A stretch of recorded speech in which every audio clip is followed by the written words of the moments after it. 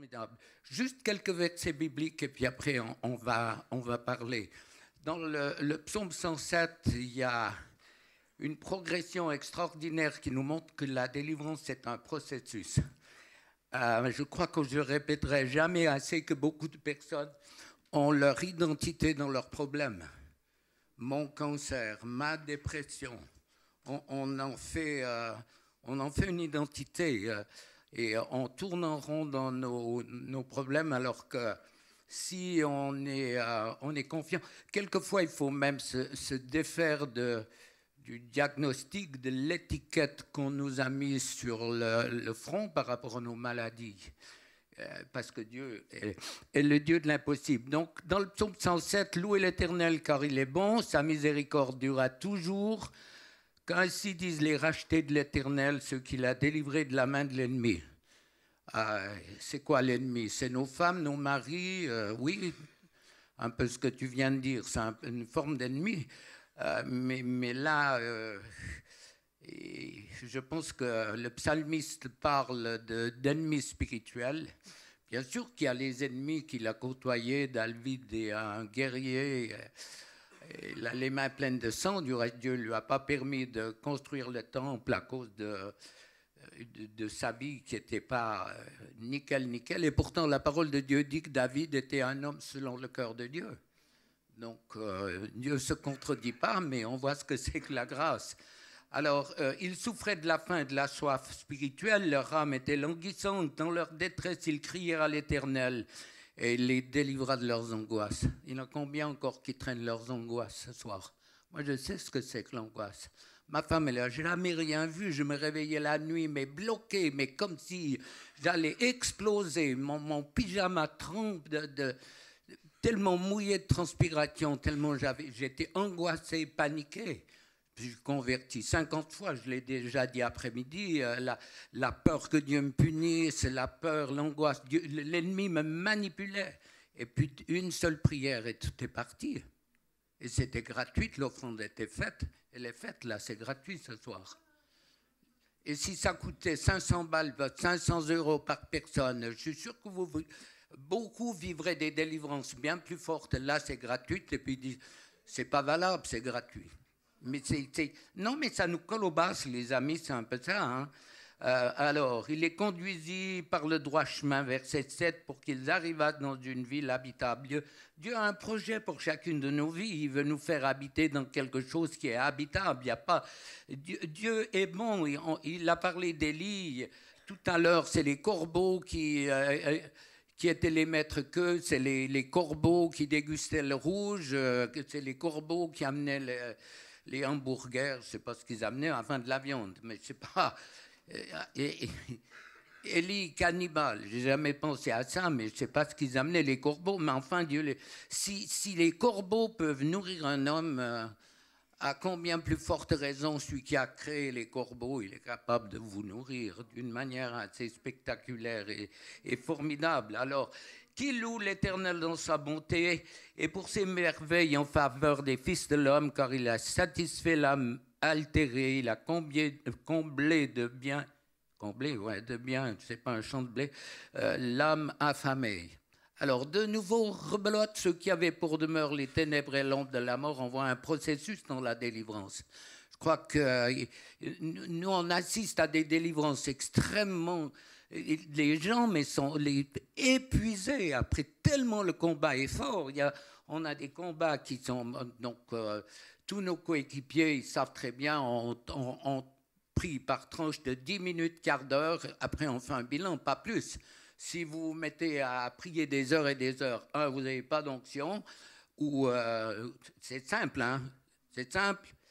Tu ne peux pas opérer si tu n'as pas un couteau, puis il faut que le couteau il soit bien aiguisé.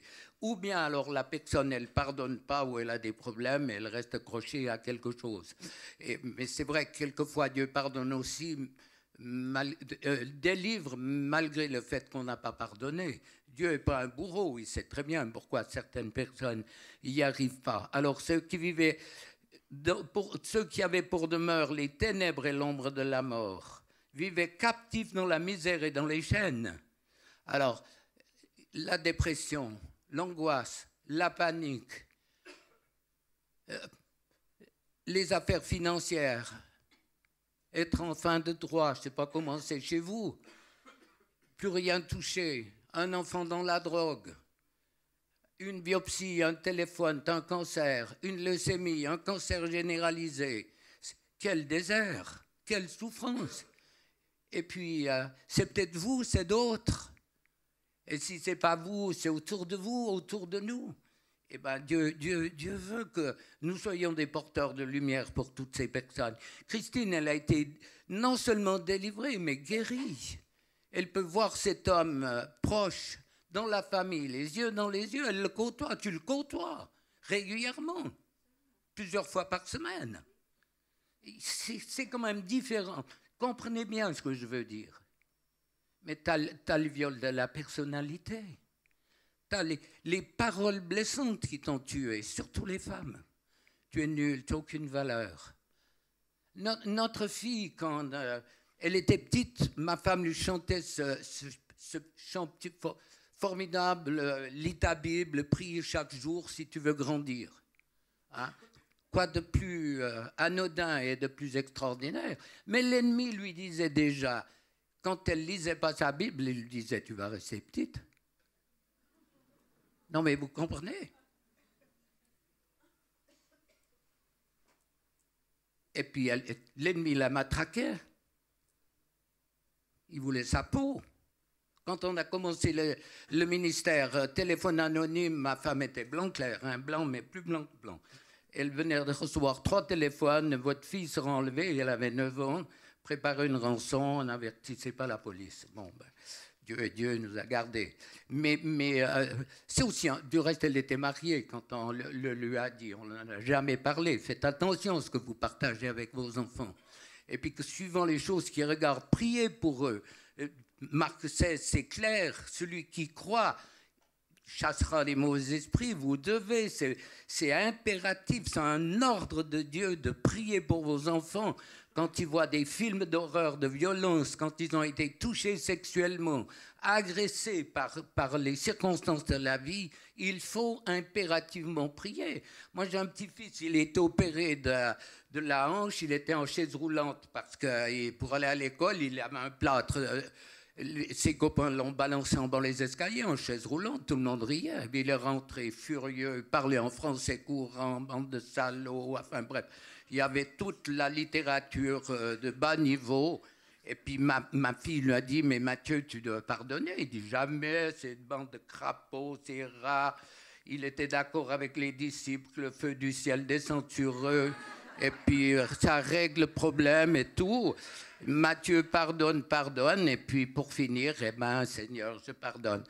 Et puis elle a prié, elle a dit, cet esprit qui est venu au moment de cette chute, la haine, la colère, la vengeance, elle les a balancés. Puis elle a fait l'offrande après, mais comme ils étaient deux, il n'y avait pas grand-chose dans le panier. Bon, en passant. Alors, on est d'accord parce que le Seigneur est tout-puissant. Il humilia leur cœur par la souffrance, quelquefois ça arrive. Quelquefois, Dieu utilise les choses de la vie pour nous rééquilibrer et enlever l'orgueil superbe. Vous savez, plus Dieu nous utilise, je l'ai dit après-midi, plus l'ennemi va essayer de trouver des failles. Et si vous allez en Allemagne et il n'y a pas de limitation de vitesse, vous le savez, et puis que vous n'avez pas une voiture trop performante, ça va, mais pas trop des pneus, la direction pas trop super, vous allez soit finir dans les décors ou soit avec un costume de bois. Et puis on le ferme et c'est fini. Au revoir. Il remplit leurs liens qu'il loue l'Éternel pour sa bonté. Plus loin, il a brisé les portes d'airain, il a rompu, verset 16, les verrous de fer. Et puis le verset 20, moi je trouve ce verset fabuleux. Il envoya sa parole et il les guérit. Il y a une puissance dans la parole de Dieu. Une puissance? Vous croyez que j'ai quoi de plus que vous? Rien.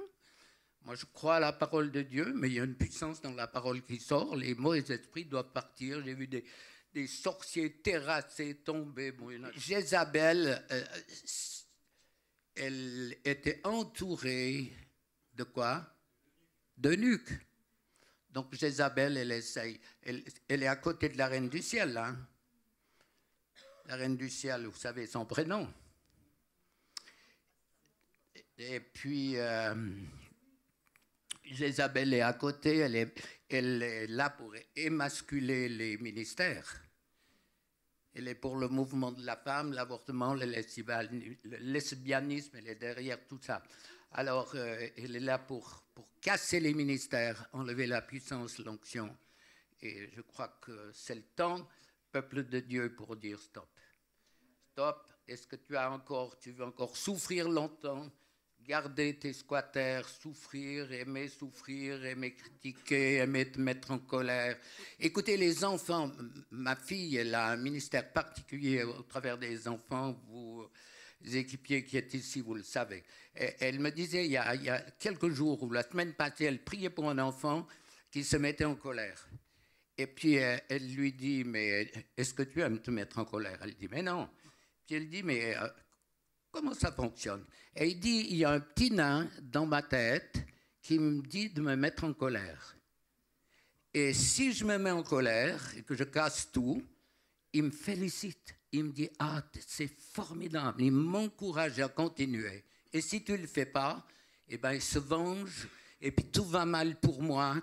Tout va de travers. Et les parents, ils disent quoi? Mais non, tu rêves, c'est rien. L'enfant est sensible et les parents, ils ignorent et ne voient pas comment agit le monde des ténèbres. Et bien ça, c'est un exemple pour montrer comment ça agit. Et ton seul caractère, et tes angoisses, et tes paniques, et tes pulsions, et tout ce que tu veux. Et l'attirance pour la porno, et tout. Je sais, il y a des pasteurs qui sont pris beaucoup plus que vous pensez. Ce n'est pas pour les salir, les pauvres. Quand tu es harponné, tiré par un aimant, souvent ma femme est couturière, où elle était, enfin elle coud encore, je prends, elle a sa boîte avec des aiguilles, puis elle est aimantée, le couvercle. Tu vois les aiguilles qui montent comme ça. Pour moi, c'est tellement parlant. Quand tu as un mauvais esprit, tu vas le subir, tu tomberas, tu t'en sortiras jamais. Tu peux jeûner, tu peux te remplir d'huile, tu peux faire tout ce que tu veux. Tu ne t'en sortiras jamais. Ou c'est-à-dire à la force du poignard, mais sur ton lit de mort, ces esprits se manifesteront. Et ils crieront, ils hurleront, ils blasphémeront même. Mais tant que le corps humain est capable de résister, alors on reste dans une apparente victoire. Donc il y a un peuple qui souffre. Moi, lynchez-moi pas à la sortie, parce que je crois que Dieu va encore, d'après la dernière prophétie que j'ai, m'utiliser. Mais moi, je vous dis, si vous dites, moi, je n'ai pas besoin d'orgueil, vous êtes sûr que c'est un esprit d'orgueil. Si je n'ai pas besoin de délivrance, vous pouvez être sûr que c'est un esprit d'orgueil. On en a tous besoin, sans exception. Le 95% des personnes qui sont venues dans notre ferme, c'est des milliers. 95% étaient baptisés du Saint-Esprit. Des pasteurs, des médecins, même des psychiatres, quelques-uns, pas à l'appel, mais des psys, oui. Et puis moi, j'aime prier pour eux. Je me dis, au moins, moi, j'ai une casquette de plus que... Non, je rigole, les pauvres. Mais alors, la puissance qui a sorti Jésus de la tombe, la puissance qui a sorti Lazare de la tombe, c'est la même puissance qui est là. C'est facile de vous dire la barque ou la balle, elle est dans votre camp. Mais si vous avez été touché, le témoignage de Christine, Christine, chaque fois à Madrid, quand tu as témoigné, dans beaucoup d'endroits, chaque fois, le Seigneur touche et guérit des tas de femmes qui n'ont jamais... On ne va pas vous demander de vous avancer. Moi, je ne fais jamais lever la main. Et puis peut-être que vous aurez une manifestation, mais c'est peut-être même dit que vous avez été violé. Dieu tient compte de notre identité, de notre sensibilité. Dieu nous respecte beaucoup plus qu'on croit. C'est les mauvais esprits qui crient et qui vous agitent. Ce n'est pas Dieu. C'est la puissance du Saint-Esprit qui fait que les mauvais esprits ne résistent pas à la puissance de ce nom. Alors on prie maintenant, montez. Edgar l'a rappelé, je le rappelle aussi. la nécessité de fonctionner. Ça ne veut pas dire de souffler au point que ça vous fasse tourner la tête. Mais ne la jouez pas. Faites sortir pas que la poussière. Osez. Osez le faire. Osez le faire. C'est une collaboration. Et c'est tellement plus rapide. C'est plus déclenchant. Jean-Marc, combien d'heures et d'heures et d'heures tu as passé jusqu'au jour où tu as dit, mais participe. Et soudain, ça allait beaucoup plus vite. Des heures. Des heures. Alors. Non.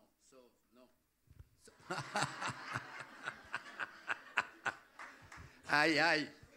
Bon. Aïe. Seigneur, au secours. Mais non.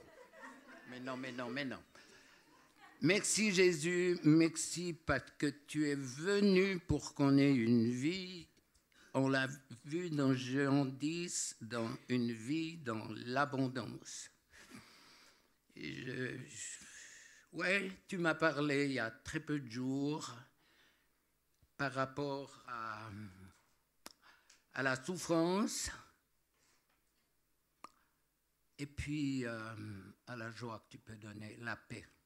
Même dans la souffrance, tu donnes la paix et la joie.